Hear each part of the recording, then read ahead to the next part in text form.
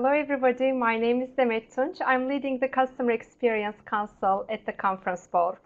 Today we're going to discuss about the impact of people and organization strategy in driving a customer-centric culture. Before we start, before I introduce my speaker, let me update you on a couple of housekeeping rules. You can ask questions during this webcast via the chat box that appear at the bottom left of your screen. You can download the presentation if you would like to via the file download pod in the bottom center of your screen. You may also want to view the full presentation full screen by anytime clicking the arrows at the top right of your screen. At the end of this webcast, we're going to ask you to complete a brief evaluation form. Please do so that we improve ourselves for the future webcasts. Please share this program with your colleagues within your network who might show an interest in this topic. By joining this webcast, you can also earn credits if you stay online during the entire webcasts. Please type the type of credit that you require and your name and your email address in the space provided. Today we have Fabiaan Van Vrekhem, who is an expert in HR, people and organization, as well as leadership development. Fabiaan has had several HR and business roles in corporations in the past. Today he's one of the owners of the Accord Group. He also runs his own startup company where he supports the corporations in people and organization strategy. He has written 2 books, and this is one of his books, which is called Disruption at Work. So Fabiaan, welcome. Thank you.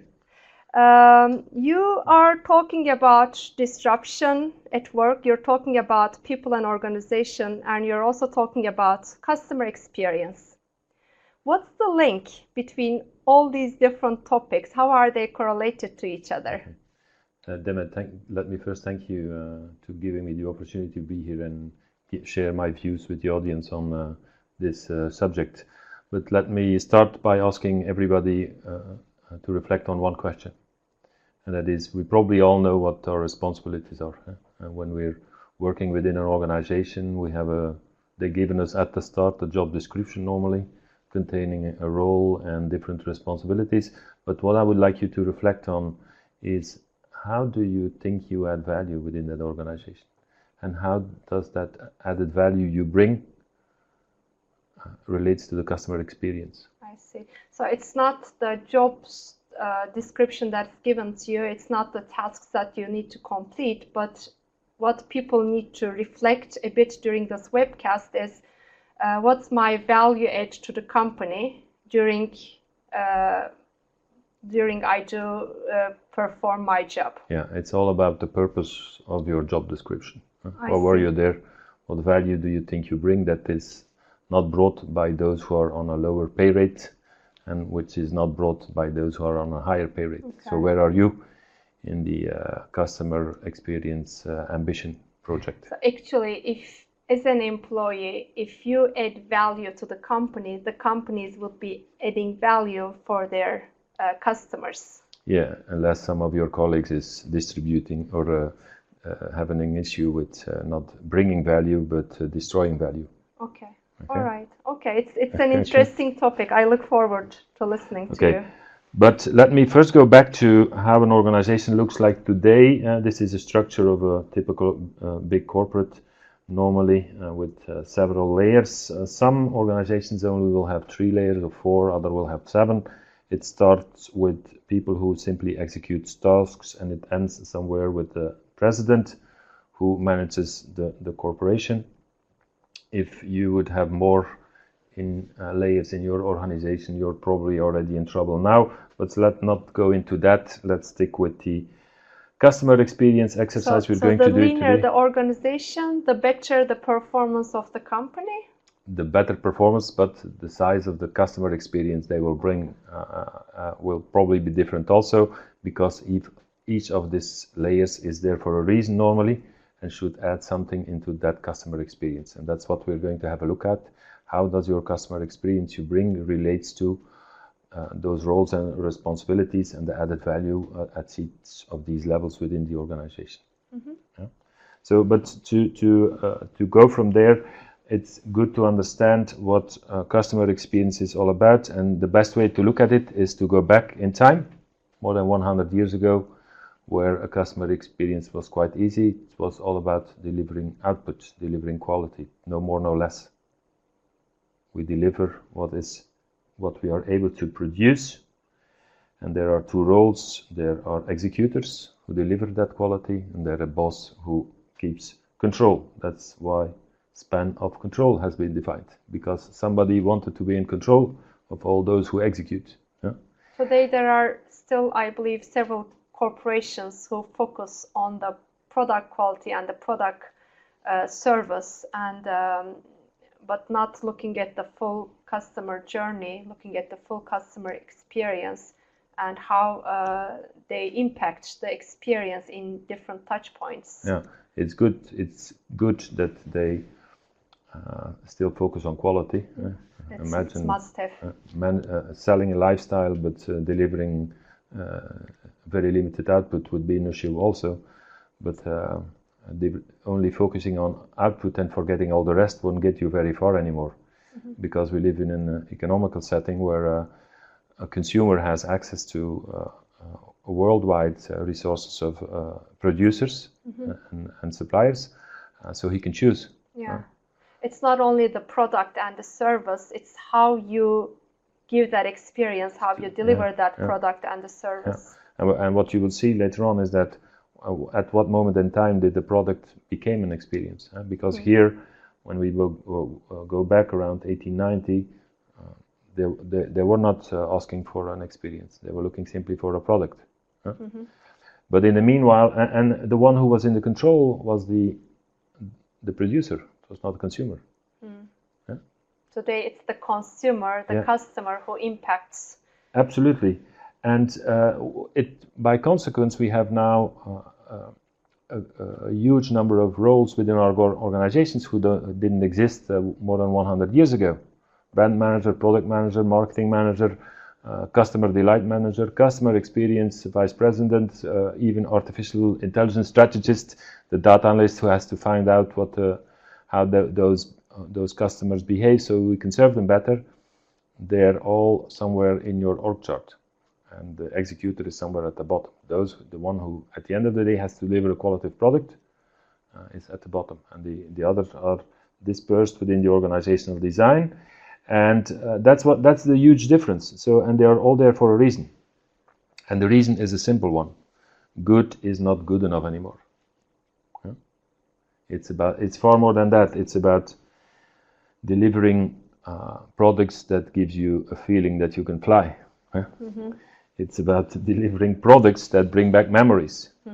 It's about delivering products that are part of a story. Yeah? It's about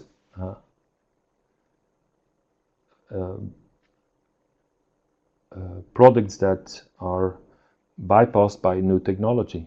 Yeah, it connects people. Yeah, in a completely different way. So the experience we get on the right side is probably better than on the left side. If not, why should it be there? It's about being sustainable, and it's also about making the impossible possible if we continue in this way. Yeah? So it's evolved. The customer experiences has evolved from simply buying a good product with a good level of quality into far more than that. And that's why we need other organizational designs, and that's why many organizations are struggling with what you see on this slide. On the left, top-down structure, or which at least is perceived, and we like to perceive as top-down structure, where we already give the bad feeling of being under control. And on the right, those empowered environments where everybody is expected to contribute, where we organize brainstorming sessions and whatever, and hope something comes out that brings more value for that customer. That's what we're struggling with, because it's not always working well on the left, but it's not always working well on the right neither. Because it's not about what we draw, how we design an organization, it's what we use it for. what's the meaning, what's the purpose, why, and what should them bring, and did we really define, and are we able to define what that customer experience is that needs to be brought. And in that case, it doesn't matter if you put it in a structure on the left or a structure on the right, as long as the customer experience is delivered, because that's what they're buying. Your client doesn't care how you get organized to get it done, as long as you get it done. And but we're in a lot of organizations is struggling and to get a better grip on how do I get organized around that customer experience. I need to know what that customer experience comes from. Where does it originate?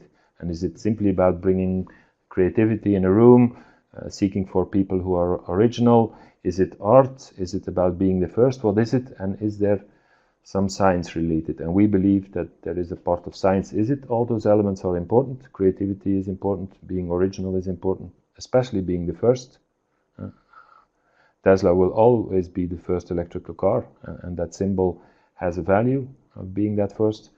But it's more than that. It should be more than that. And this is what we try to explain. And here I brought in an example of the coffee industry. On the left you have time from 1800 until today, how coffee evolved as a product from simply beans that you could buy to, if you look at the top, an economical system where fair trade tries to balance the values orientations of the distributors and the producers. So it's all about how do we give meaning to a product, and how do people give meaning to a product, what does it mean to them, and how do we address those needs. And for some it's a basic need, for some it's about what they value, it's emotional, it's symbolic, it's what they stand for, and if you're able to cope all that, you probably get the ultimate customer experience. And people are willing to pay for that, because what you pay for that coffee on the first line is completely different than what you pay when it's all about lifestyle. Coffee, as an example, went from beans to coffee time. It's all about using it to have a tremendous experience, and that's how it's moved. So actually what you're saying is the way the organizations should structure the people and organization strategy should not only have an inside view, it should also have the outside in view, so that it reflects how the whole customer experience is designed and how this impacts the roles within the organizations. Yeah, it should start with the outside view. You don't, if you want to sell to a customer, you better look into the customer and not look into the mirror. And you probably don't have a ratio, but how do you see the different types of industries emerging that way? Would you say that, I'll make it up, like 80% of the industries are now having a customer back approach, market back approach, or is it still with an inside out approach? Well, maybe I will tell it in layers as I designed here on this page. I have the feeling that a lot of organizations are moving need to move from level 4 to level 5 to remain relevant. If you go back in time, delivering good output got you there until, I would say, 1900s, and then there was more competition, and one needed to differentiate on the needs, looking at the needs of the customer, and mass marketing was introduced. And in the 1925 we saw the first ways of segmenting markets, which is all about best practice, addressing needs in given circumstances. And then around the 80s, I still recall that the CEO I worked in said, you know what, today it's all about not delivering simply a good product, it's reflecting on delivering products with more added value. And around the 90s, it's all about lifestyle. People got more access to communities, to data, to the internet, so had far more access to other ways of living and wanted to get more acquainted with it.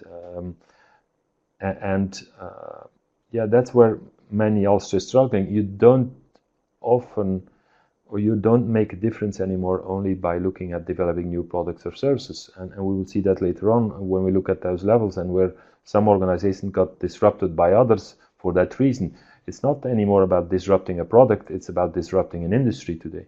Yeah? They don't look at they don't change your product, they don't make your product irrelevant only, they make your business model irrelevant. And that's what's going on. And that has to do with this, with what's on this page. And then the question is, where are you? Huh?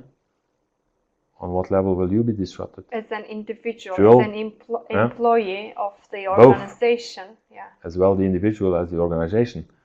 When will they tell you you're fired? Because that will happen. If you looked at it from the wrong perspective and from the wrong level, one day they will say, you know what, we have an issue. Because in the meanwhile, your organization has an issue. And then they call those sort of people who have to solve other issues. So actually the individuals, the employees need to be a step forward and already think about how they could disrupt their own way of working before the industry and the competition disrupts the business model. So they have to look really far beyond of what they do today. Yeah, because what is interesting, and that's what I wrote in my first book, if you look at the evolution of those products, it's about moving from matter to meaning. What you sell is no longer from matter to meaning. Yeah? A physical product, but a physical product that has a meaning. And that meaning can be, it relates to what I like, what makes me feel good. So what does it mean to me? That's what we're selling. We're selling meaning. We're selling people who are seeking for an identity, and we all do. And if you don't take that into account, you get disrupted unless we all as society stop dealing with this rat race. Yeah? Because it's a rat race for getting higher and higher and higher. Okay. Yeah. And we reflect on what we're doing with each other. Because we put each other in a competition on getting higher and higher and higher. Because we seek more. If we look at water, we buy it in a bottle because it seems to give us more meaning than when it gets simply tapped. It's also water. So it's the human brain that has a need. It's like a drug. And you can't switch it off. It's like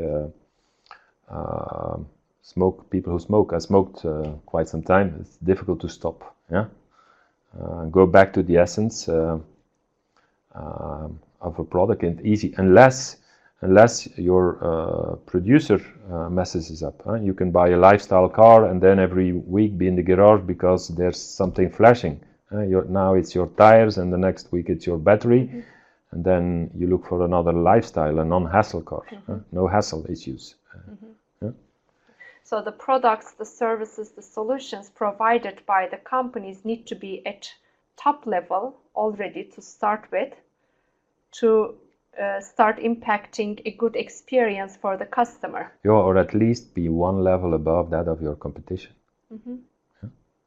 So what do the people in organization reflect on, and what do those in other organizations reflect on? Huh? And who is reflecting on something who is not yet integrated within your industry? And not all industries are at the same level. Huh?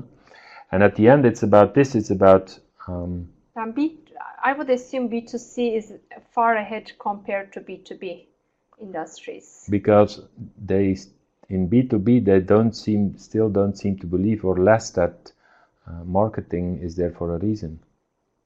Yeah? They also have a consumer, but if he's working in a company, he's not eating your product. He's putting in an order. But before I eat something, I also put it in order. So it's similar. He's a consumer.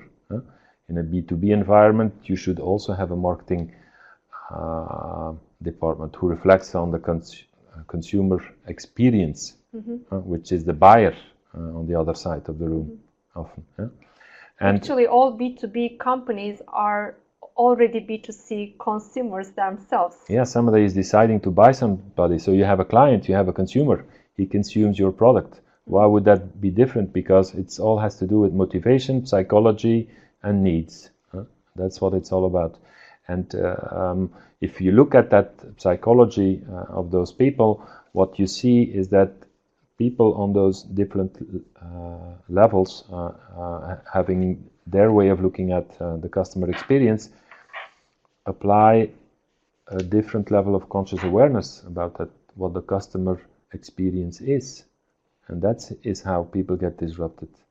And what I'm going to show you is how they evolved, because these, on this page you find the building blocks. Here you find what we define as the 7 levels of customer experiences, from delivering good quality, delivering good service, bringing you the best practice or the best solution, the new experience, the lifestyle, and I gave them a name.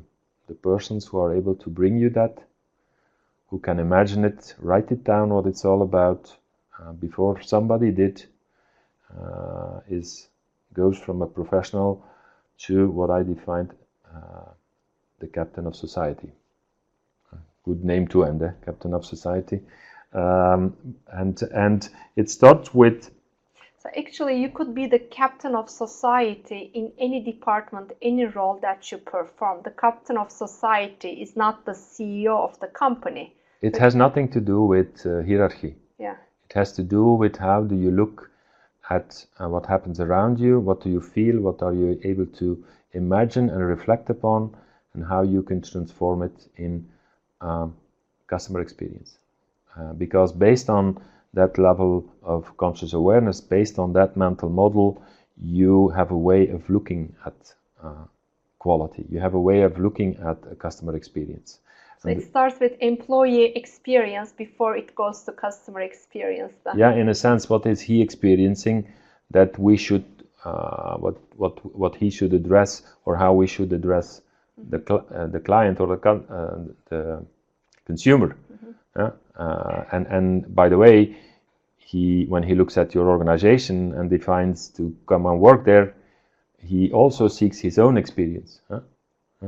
That's why people pay, and the youth generation, by the way, pays far more attention to sustainability and other value-driven issues, which were not the case 30, 40 years ago.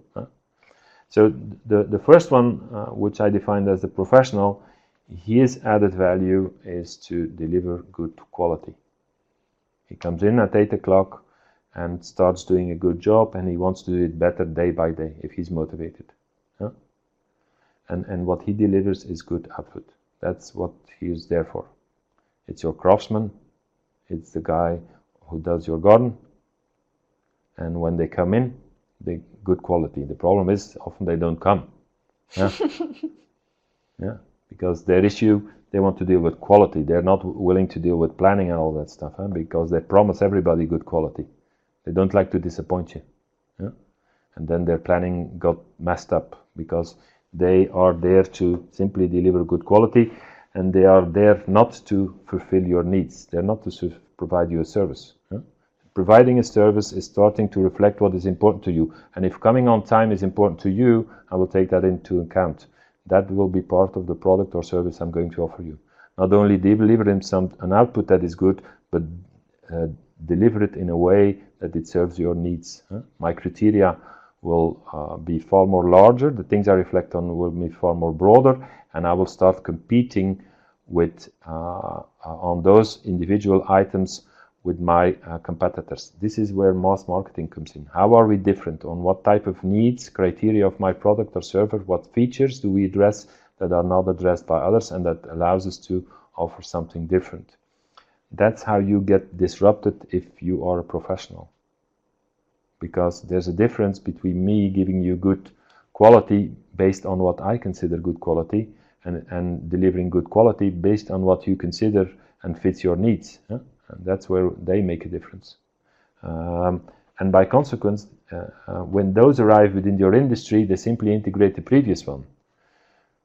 The service provider is the person who's going to say to the professional what output he's going to deliver based on which criteria, because he's going to define it, and he will start by simply listening to what you need as a client. That's the second one. And then we go to the third one. He says, you know what, interesting, but I really want to be the best of the best, and to be the best of the best, I want to make a difference. So where can I find a way of differentiating that's looking at circumstances? It's no longer about your product, but the context in which your product is used. And this is an example of the car industry. Segmentation is something that started around 1925. General Motors were probably the first one of it. If you today go to a garage of Volkswagen or Audi, they have probably 10, 15, 20 cars, different cars, all the same brand, but addressing different circumstances. So it's far more adapted, and they continue. And they don't only to continue to segment their product, they also continue to add stuff on the previous level. The number of features you have today in your car are tremendous. So we do not only deliver good quality, we try to increase the number of features that you consider relevant or change them. My first car, they didn't have a radio in it. Okay. Can you imagine that you would buy a car today without a radio in it? There's still cars running around without GPS today.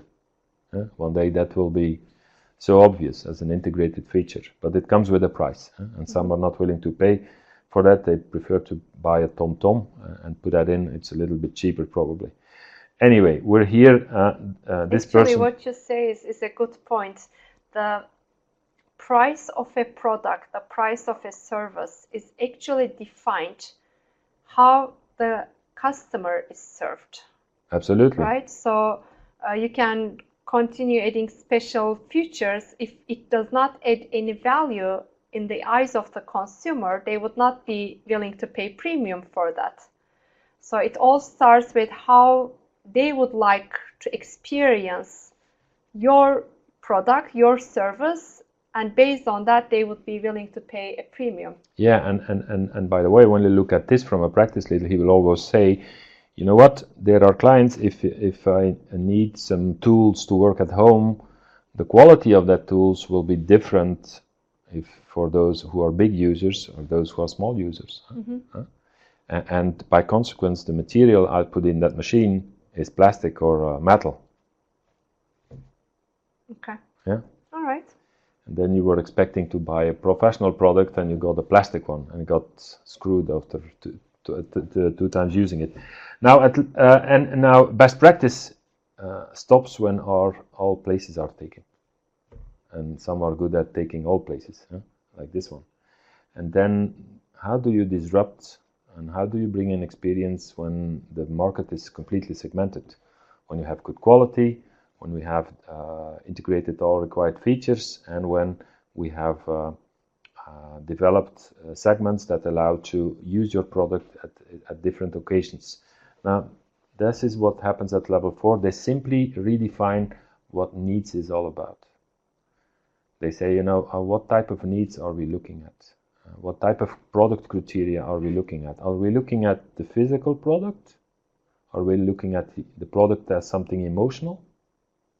Are we looking at the prompting as something symbolic, what it stands for? Marketing is a splendid way of a good communication tool to create something symbolic. If they say that some products make you fly, that's quite interesting, the concept. And so this is really the level where one becomes aware that a product or a service is now addressed as an experience. And that's why when you go into a retail shop and you see private label products, they often stop at the physical product.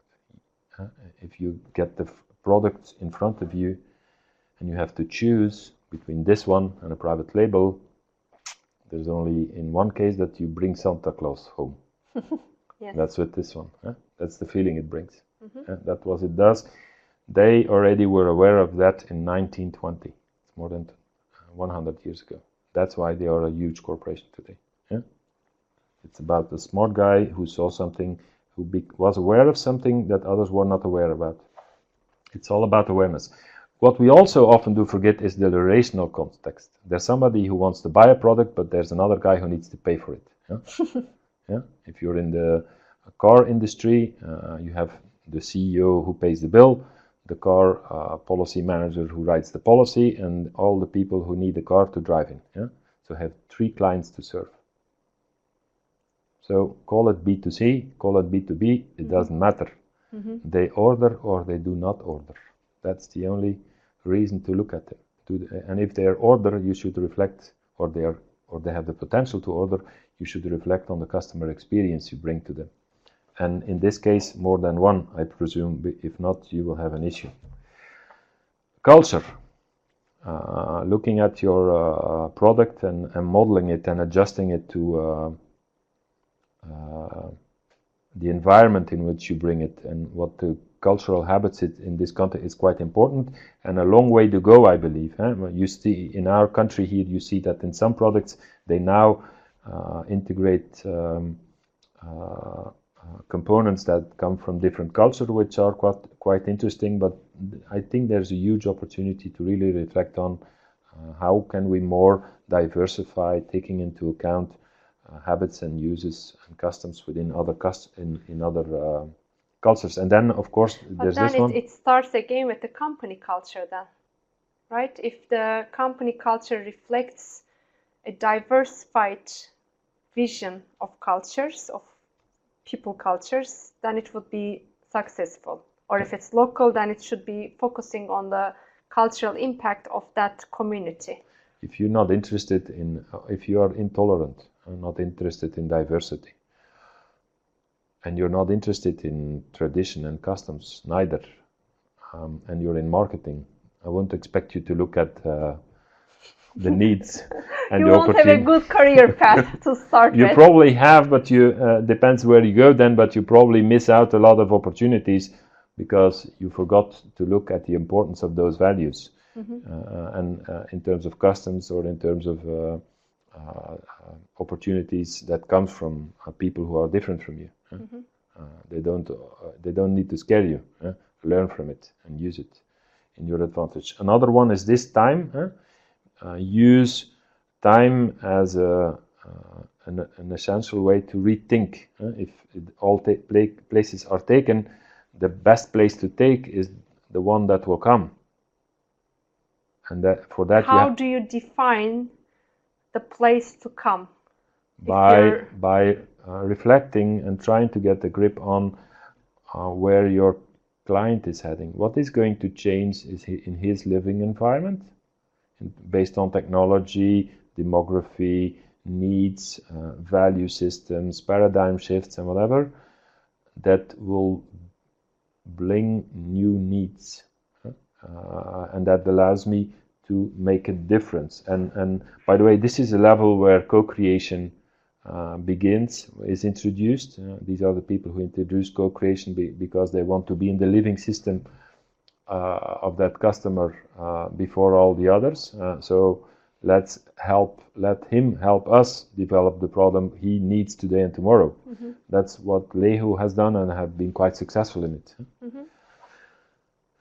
And then comes the next level. Imagine now that you have developed, you deliver a good product with good quality, good features, adapted to your needs, adapted to circumstances, and anticipating the future. You have everything covered. And still people and organizations get disrupted, and the picture on the left is an example. They disrupted the industry because they reflected on something else. They didn't reflect anymore on the product. They reflected on why are we here? Are we here to be a good coffee producer? Is that our reason of being? Which is all about us, by the way. Yeah.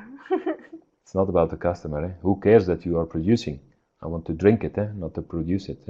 So what's in it for me when you produce something?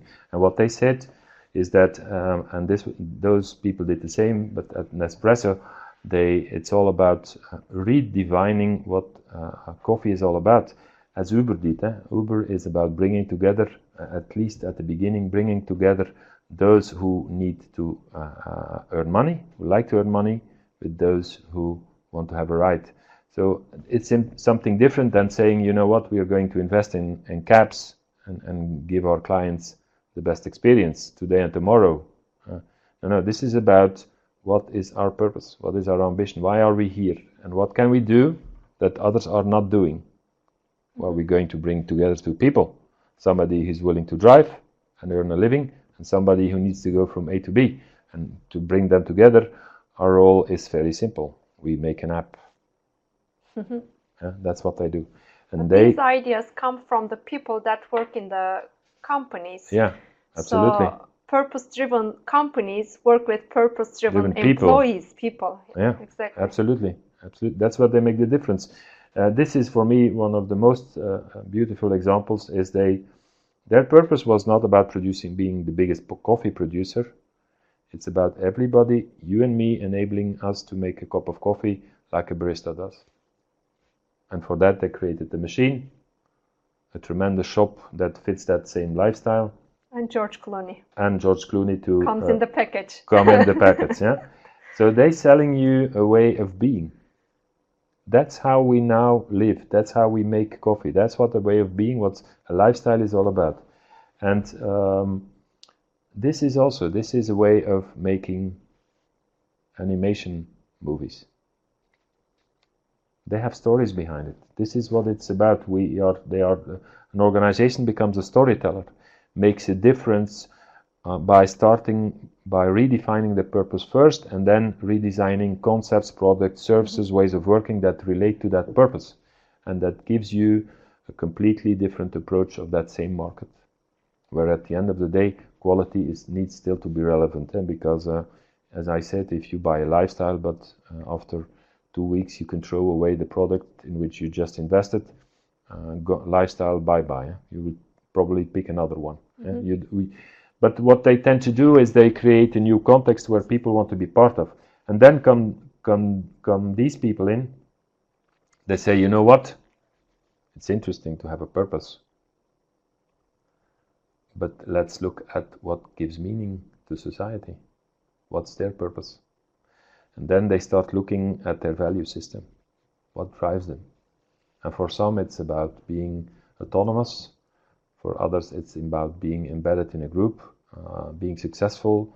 It's about their public image. It's about their health. It's about tolerance, safety. And what they tend to do is see what will be the next value shift. And I have brought in 2 examples. Tesla is one. Nestle is another one who moves from food to good food. Because in the 90s, when I started my career, you had the risk of having a heart attack. Because there was something wrong in what we ate. That paradigm shift, that way of looking at food and transforming you as a producer in a company that starts reflecting on what good food is all about, brought them where they are today probably. And those who didn't, often a lot of them have still a brand, which they try to create at level 4 some emotion around it. But it's no longer about that product, it's about you as a company. What do you stand for? And a lot of them, by consequence, has become subcontractors of the retail, because they did not have a purpose that gave meaning to society.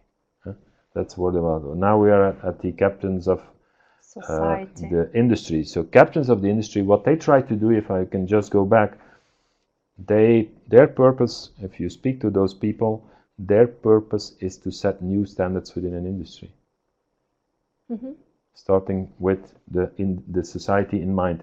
And then these people come in, they say, you know what, managing and contributing to the value of people, what they need, what drives them, it's all okay, but can we please balance value systems? Can we bring them in balance? Because if you have a producer who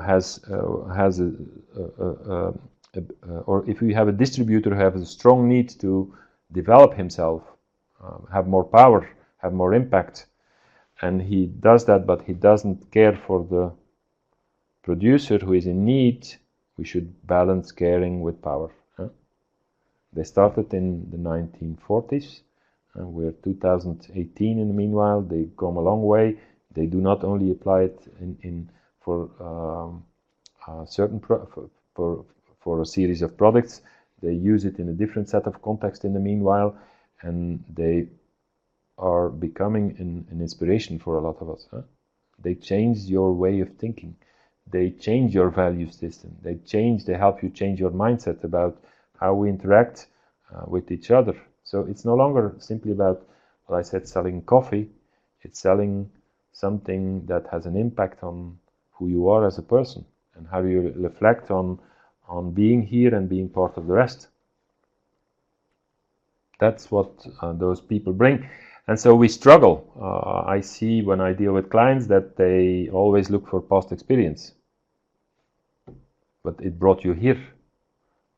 Past experience brings you where you are. Huh? Doesn't tell me anything at where it will get you. Huh? So we look at, or it's important to look at future capability. What are you able to imagine? What are you aware of? And where do you fit in? So we can at least continue to build the customer experience we want to build. And if I put you on the wrong layer, you will start messing it up. You bring it up or bring it down. Huh? Mm-hmm. And if you bring it too much up, you're far away, nobody gets you. And if you bring it down, you reduce a lifestyle to a product that can be very efficient within a certain market, but nobody will pay for the added value you charge them because you're not selling a lifestyle anymore. Huh? So there's your at risk. So we tend to look too much for the past and the future, and so what you need to do, reflect on who fits in where, who is able to contribute to what level of customer experience, and how do we organize it then? Huh? But then there needs to be a well-defined career path for the individuals, which are led by the businesses hand in hand with the HR departments. Yeah, and absolutely.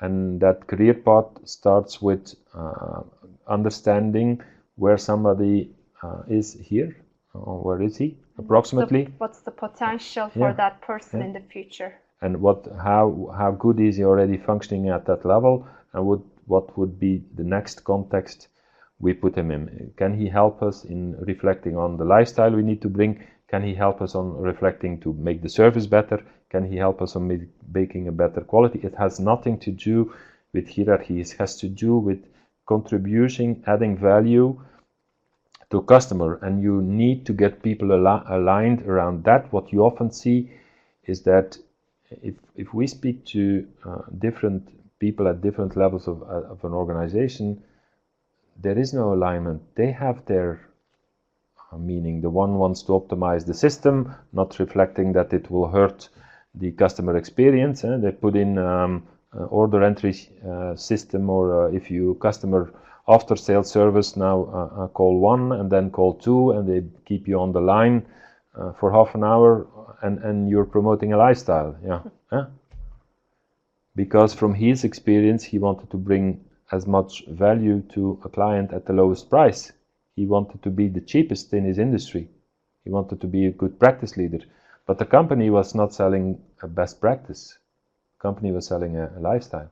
And that's where an organizations go wrong, and that's the reason why we have meetings. And a lot of them. Yeah. So actually, the way the customers are satisfied is not dependent on one department or one person or one function. What is important is how each employee contributes to adding value to the customer experience. So what does HR need to do, for example, to attract talent that are more customer-centric? What does manufacturing need to do in their quality systems to improve the product quality that they deliver to the customers? What does the ordering process need to do to process the orders in a smooth and fast way so that the products are delivered on time? What does sales need to do? What does marketing need to do? So actually every employee, every function in an organization has its own contribution to adding value to the customers. And this is what's defining the customer-centric organizations. And to get there, instead of hanging a wall full of pictures of what the values are all about, you should add one and put in what we believe the customer experience is all about. Yeah? So at least they understand what they should deliver, what they should optimize. If you are selling your product and it's all about the emotion and people start investing money only in the physical product and say, you know what, those marketing guys are spending too much time and money. They are on a higher pay rate than we are in production. Why should we have to we are the ones who deliver the product. How is it possible? And sometimes they're right. When you're selling emotion that nobody is looking for, and you better go back to your physical product. But how do you divide that? Starts with making people aware what the customer experience is all about.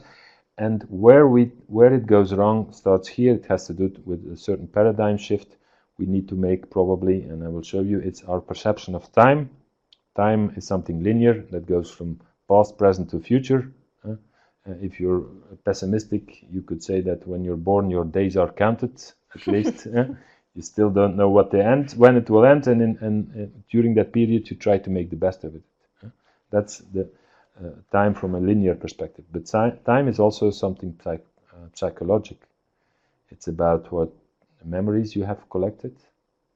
It's about how you feel and behave today, and about what you dream of. And let me show you where your LinkedIn profile is related to. By the way, lifestyle has to do with living in the past, the present, or the future, and the context will allow you to be in that future, dream about tomorrow, if context allows you, or reflect only on what you've been through in the past. Now, everything we look at when we look at people is on the left side. And they bring in their CV, or we upload their LinkedIn profile, and we look at knowledge, experience, and education. That's where we start, and then we have a discussion on their competences today. And what we often forget to look at is what drives them, what is the emotional system behind that person, what are they able to imagine, what is the level of conscious awareness they have. So what are the dreams they can bring and that help us build the future? Because innovation starts on the right and not on the left. Experience comes after the innovation, because if not, you cannot experience it. And this is the full equation of an individual. The left without good behavior won't serve you a lot neither, because they will have arguments with everybody. They don't fit in neither. Combining imagination with experience is, of course, and expertise, especially expertise and knowledge, is the best fit for an organization in a culture where hopefully he or she fits in. So reflecting on customer experience means that you need to be, first of all, give a good impression of what you believe. What does it mean to you? What have you imagined? What that customer experience is all about?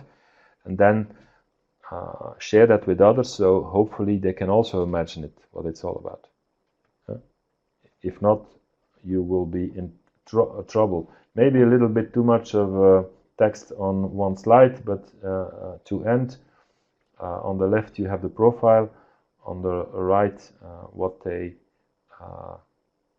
they would put in as an objective, if you give them the room and the autonomy. Often the responsibilities they bring when they are fully grown at that level, I would say, and that in the middle, what they're able to contribute to. So that is what I called, now if you would reflect on what you've been reflecting on the last 45 minutes, where is your added value? You can find it on this page.